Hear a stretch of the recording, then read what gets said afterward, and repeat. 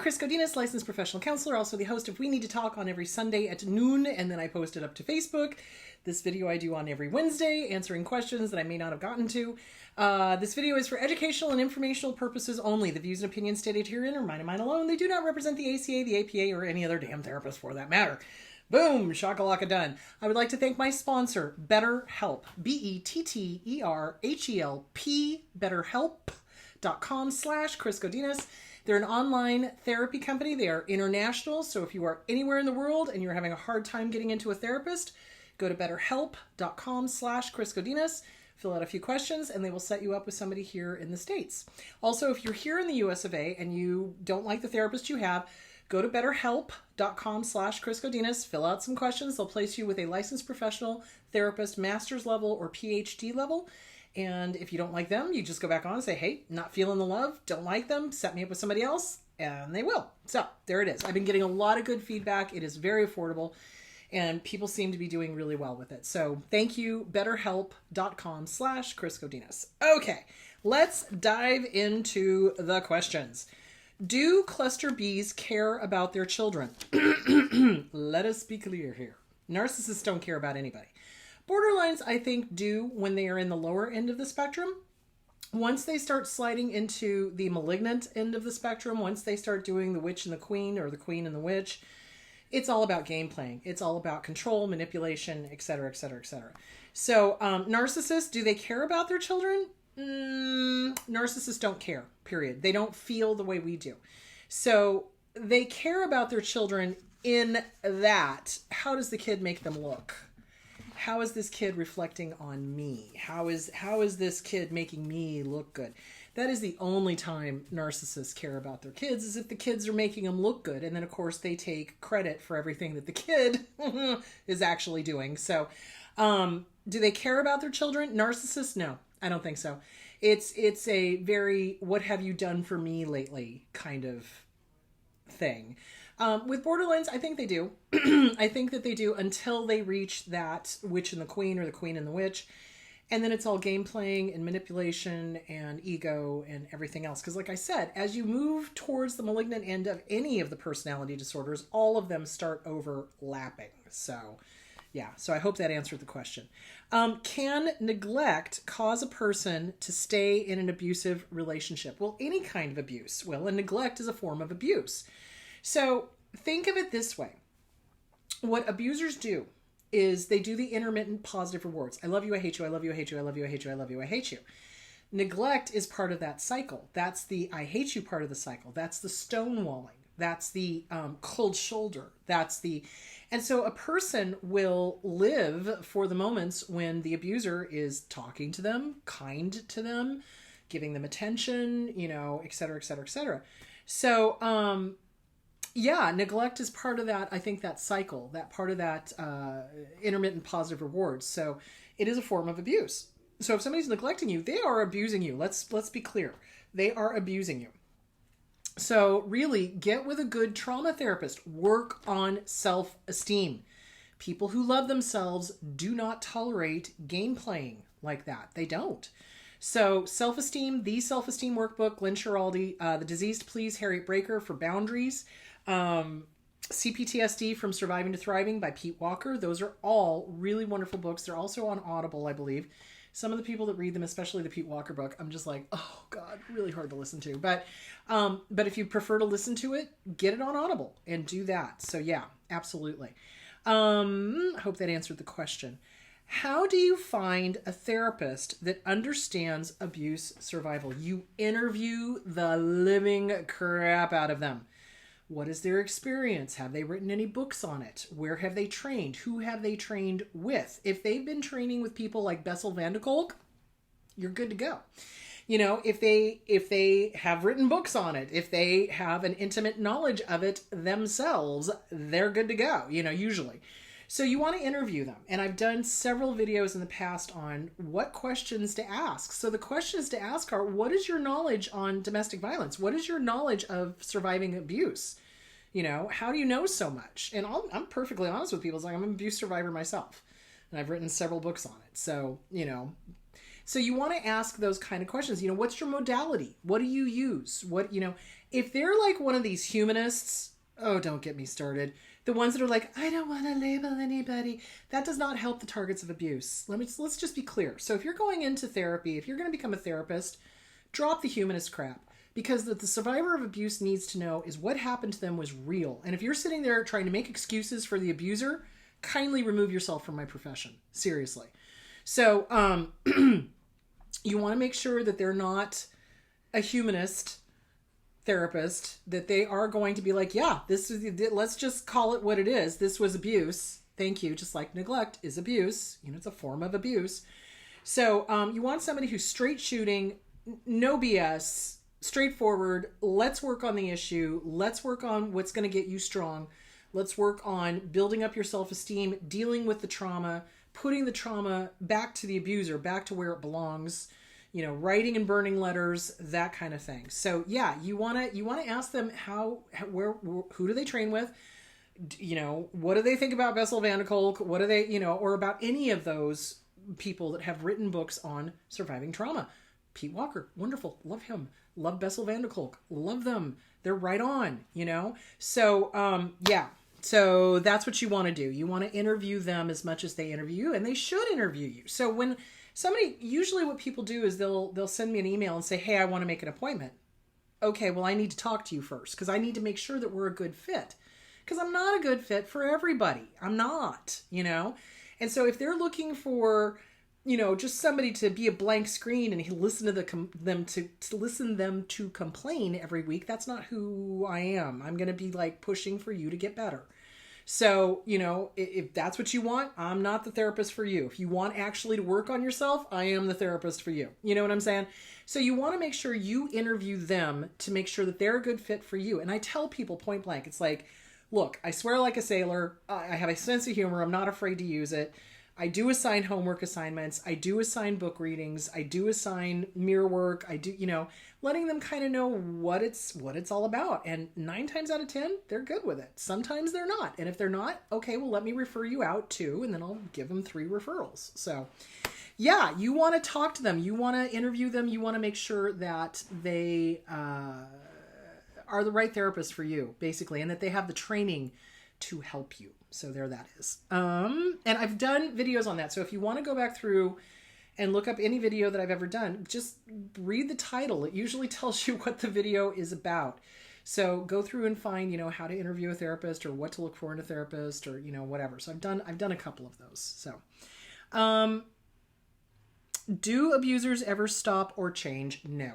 They may stop when they've been caught. They may stop if you threaten to leave temporarily. But then what happens is you come back, baby, I'll change, everything will be different. And then the abuse starts all over again. And the love bombing phase gets shorter and shorter and shorter every single time you go back. It's dangerous, guys. They don't change. They do not, especially if they're narcissistic personality disorder or if they're narcissistic with antisocial and control freaks, dark triad. So yeah, they don't change, guys. They don't. And they get worse with age. They really do. They really do get worse with age. So no, they don't. They stop temporarily once they've been busted, once they've been caught, once they realize their supply is going to leave. They may stop then, but then they'll go right back into all the old patterns. They do not change. They do not. Okay. I cannot afford therapy and I was sexually abused. I want to heal. What do I read? Okay. You can get free therapy through Catholic Charities. Catholic Charities offers domestic violence counseling that is free, and they oftentimes do pro bono for domestic violence victims, sexual assault victims. So what you want to do is you want to start looking for free therapy. So some of the other things that you can do, let me check all of these off so I know that I've answered them. Some of the things that you can do is you can call the different agencies and ask them if they do pro bono. Okay, so pro bono means for free, basically. So ask them if they do pro bono or if they know somebody who does. I know Catholic Charities does have a program through the Pathway program for domestic abuse survivors to get free counseling. You also want to check with the universities. So the universities usually need people to practice on, so practicum. So they need clients for the master's students to practice on. Call the universities, see if they have a practicum program that needs clients. That's 6 weeks of free therapy. So you can do that. You can check with your county, check with your city, and see if they have any sort of victims advocacy and free counseling through that. So oftentimes the counties will have a victims advocate. So call the county, ask about victim advocates, find out if there's free therapy for targets or sexual abuse targets, and do that. The other thing you can do is, so it's post-traumatic stress disorder. You're going to have PTSD from a sexual assault for sure. So you can get books online about PTSD and you can start working through those symptoms, but it really does help to have a therapist to guide you, to help you through this. So I would look into where you can get free therapy. There is free therapy out there. You just gotta dig through and find it. So that's what I would suggest. And you can start on your own by working the PTSD survivor books. So just go to Amazon and get the used copies because those are cheaper, and do that. And those are all the suggestions I have. So start with that and write and burn, journal, that kind of thing. And as soon as you can, do get into therapy. Absolutely. Okay. How long does CBT or EMDR take to see results? Well, it can be on the first time, or it can take months, depending on what the issue is and how often you're practicing, and if you are listening to the therapist and taking the suggestions and running with it. So oftentimes with clients, what I will do is I will suggest that they write and burn letters, especially to their abuser, put it back on them, the mistaken thoughts, the mistaken beliefs, and usually they come back and go, wow, I feel so much better. Holy cow, I didn't realize I was carrying all this anger and resentment around. Well, yeah. So, it depends. It depends. Some people see relief after the first meeting. Other people don't get it for a few months. Some people, it takes a couple of years before it finally kind of clicks, So it just depends. It depends. EMDR can be pretty immediate, though, because EMDR is different from cognitive behavioral therapy. So EMDR is a way of bypassing the amygdala so that you can remember things without re-traumatizing yourself. EMDR is great. I highly recommend that for any trauma survivors. Also, Bessel van der Kolk is doing neurofeedback, not biofeedback, neurofeedback. And that seems to be very effective with ADHD, trauma, etc., etc. He's in Boston, I think. He's in Massachusetts. So check that out. So that's another good modality if there's a lot of trauma going on. So CBT, sometimes the results are immediate. Sometimes it's a couple of years, before things click, and it depends on the person. It depends on how committed they are to doing the work. It depends on a lot of factors. So yeah, people who do the work tend to see results. People who do the homework tend to see results. The ones who don't. So there you go. All right. What is dismissive attachment? So attachment disorders inform how we are going to have relationships. So dismissive is where it's like, It's not avoidant. Avoidant is different. Avoidant is where you avoid all attachments altogether. Dismissive is where you kind of just don't take it, you take it for granted. You don't appreciate it. You don't, that kind of thing. So, it's a trauma response. Our attachments are, if you're a healthfully attached individual, you had parents that you could count on. You had parents that were consistent. You had parents that were there, and that cared, and you knew it. And insecure attachment is where you're never sure if they're going to be there, or if they love you, or if they're going to hate you, that's an insecure attachment. Dismissive is kind of like, I don't take it seriously. I'm not, whatever. I'm taking it for granted. And avoidant is where you just avoid.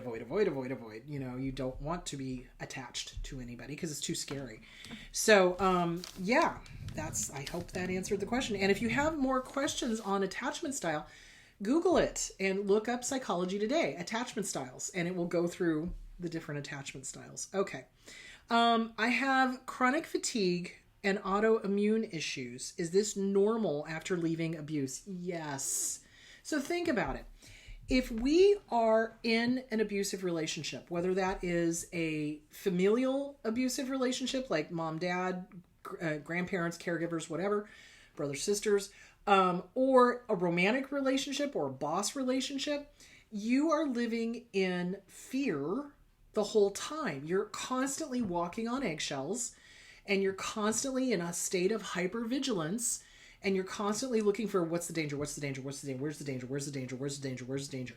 So your whole system is jacked up. It just is. Your adrenal gland is getting exhausted. You know, your whole system is on high alert all the time, and your body cannot maintain that. So this is why it is so important getting out of these abusive relationships. Take care of your body. Seriously, self-care is not a maybe, it's a must. So take care of your body. It is very common to come out with chronic fatigue. It is very common to come out with autoimmune issues. It's very common to have, you know, all sorts of things going on, adrenal fatigue, the whole thing. So yeah, it's a really good idea that once you leave one of these relationships, not only are you working on the emotional body, you're working on the physical body. You're healing, getting that amygdala to stand down, telling it it's safe, letting it know it's okay. It does not need to be on high alert, and telling the body to release cortisol all the time. Breathing, huge, because you get enough oxygen in the system that lets the body know you're safe, right? When there's not enough oxygen CO2 exchange, that's when everything gets wonky and we go into panic attacks or anger attacks. So working on the body is just as important as working on the mental, the emotional, the spiritual. Bessel van der Kolk, The Body Keeps Score. It's a great book. Read it. And do self-care for the body. Yes, we often come out of these relationships with diseases, dis-eases, you know. We are in dis-ease, so our body acts accordingly. So yeah, so do take good care of yourself. Do get with a good doctor or naturopath and really start working on healing your body as well as your mind, and spirit and mental health. Absolutely. Okay, that answered that question. How are we doing on time? Okay. Is dissociation dangerous? It can be. So it's dangerous if you dissociate when you're in your car driving, obviously, unless, you know, you have an alter that comes in and can drive. But it is dangerous because you're not present. You're checking out and you're allowing another aspect to come in.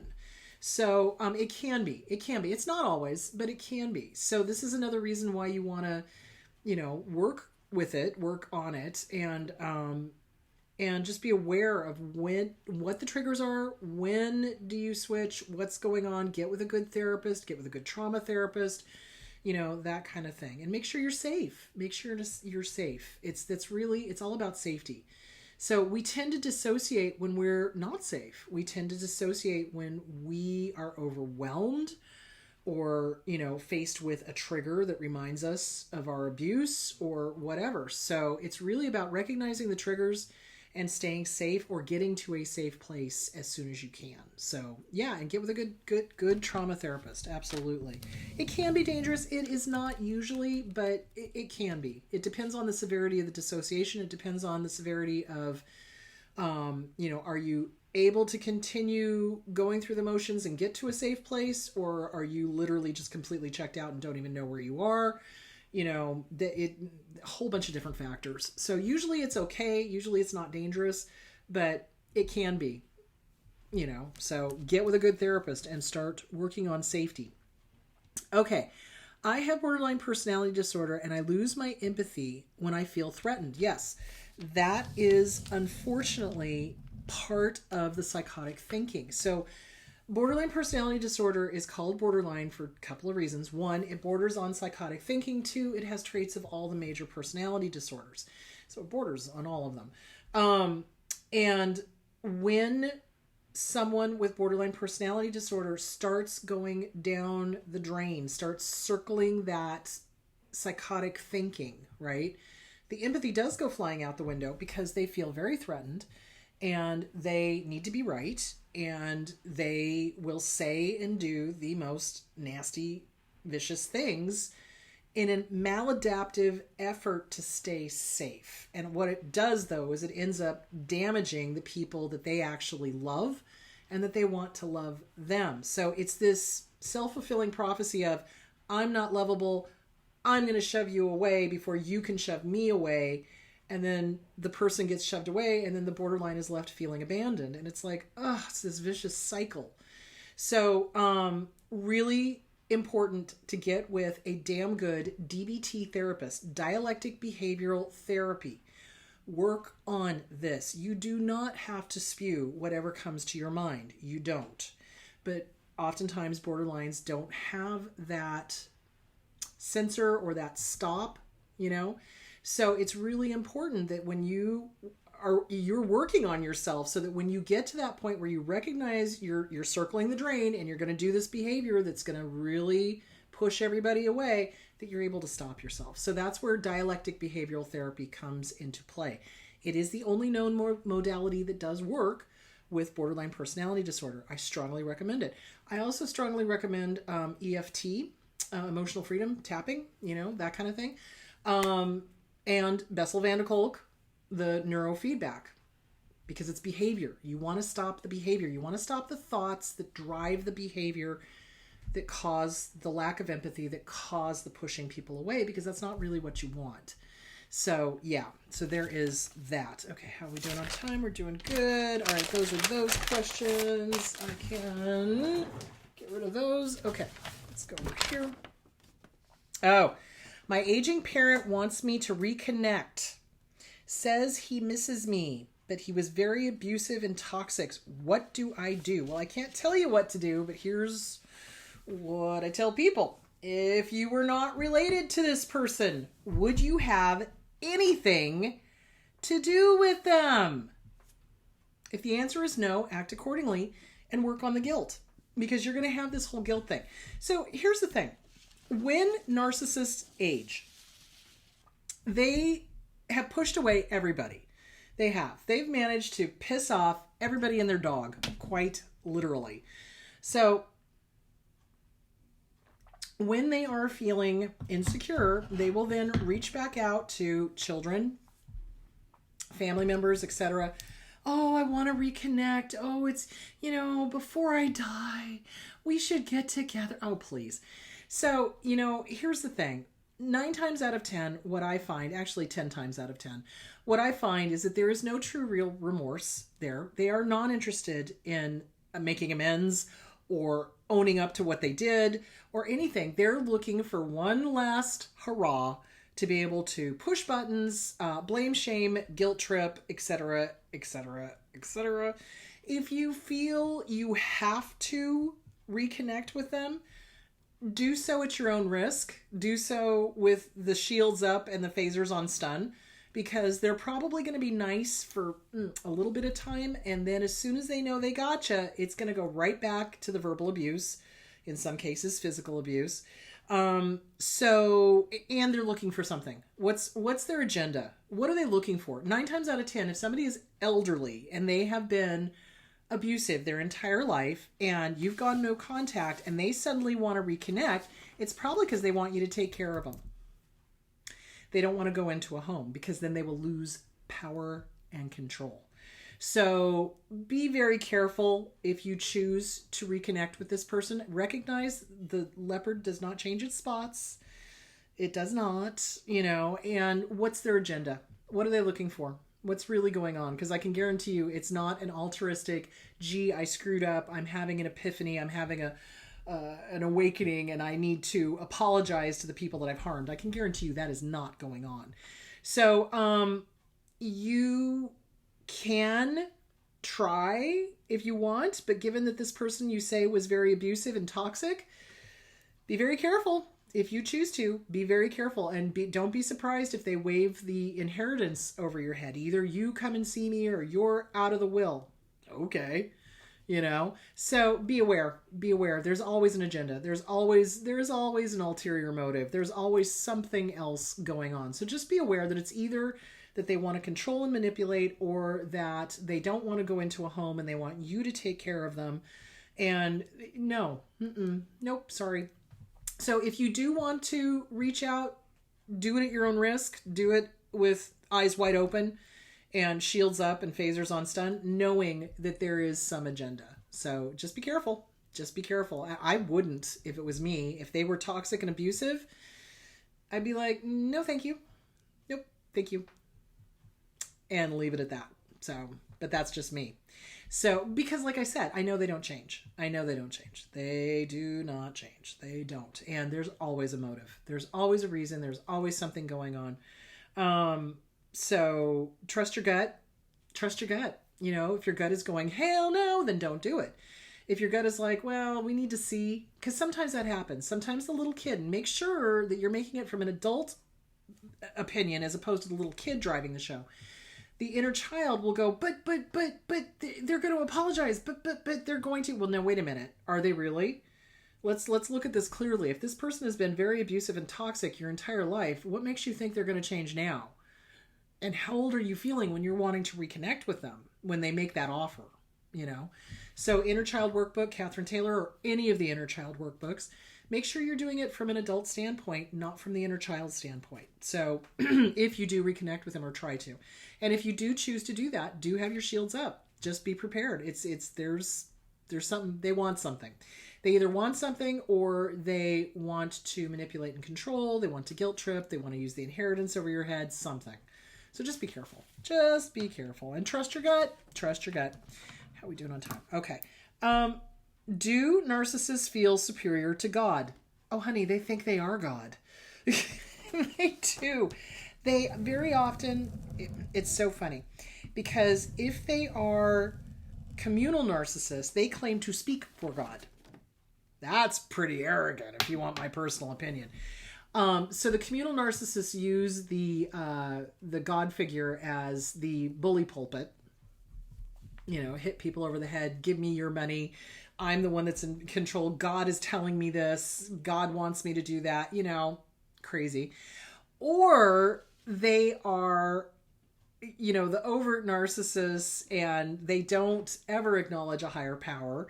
But again, even when they're communal narcissists, it's not that they're acknowledging a higher power and giving praise to a higher power or humility or anything. Like, they wouldn't know what humility was if it walked up and did the Watusi with them. But what they do is they never, ever acknowledge, that things are not always in their control. And faith is all about not being in control. So yeah, they do think they're God, and they use God as a communal narcissist to push their agenda. Again, God wants you to do this, that, and the other thing, when it's really the narcissist who wants you to do this, that, and the other thing. So yeah, they do feel that they are superior to God. They are God in their crazy little minds. Or they cannot ever be humble. They cannot ever be grateful. They cannot ever, it's all about power and control. All about power and control. Okay, why are somatic narcissists so afraid of aging or gaining weight? Because they're somatic. So somatic means of the body. So their bodies are everything to them. Like, literally, they are their body. As opposed to, this is a meat skeleton that carries me through life, and the real me is my soul, right? So, or my personality or whatever. So they are so, what's the word I'm looking for? They are so enmeshed with the idea that their body is them, that it terrifies them to age. It terrifies them to gain weight. It terrifies them to not look perfect all the time. Like all the time. It's crazy. So they have confused this meat skeleton that gets you through life with who they are. So Yeah, so that's why, because there is no separation there. There's no boundaries there. They don't understand that who they are is not their body, and that their body is not who they are. So does that make sense? So somatic, of the body. So it's very much, they have connected their well-being with how they look. And that's just a recipe for disappointment and disaster. It is. And that's why they're never happy. And that's why they don't handle aging well. And that's why they freak out if they gain weight and all that stuff. So yeah, there that is. All right. So we are out of time. So remember, this Saturday is, excuse me, this Saturday is Salt Lake City meet and greet. There are still tickets available. Go to chriscodinas.com. And there is that. Next week, I will be talking about when helping becomes unhealthy. So we're going to talk about codependency and all that sort of fun stuff. So, all right, you guys, have a great week. I will see those of you going to Salt Lake City this Saturday at 2:00. And that's it. All right. I will talk to you guys soon. Where is my... There it is. All right. Bye, guys.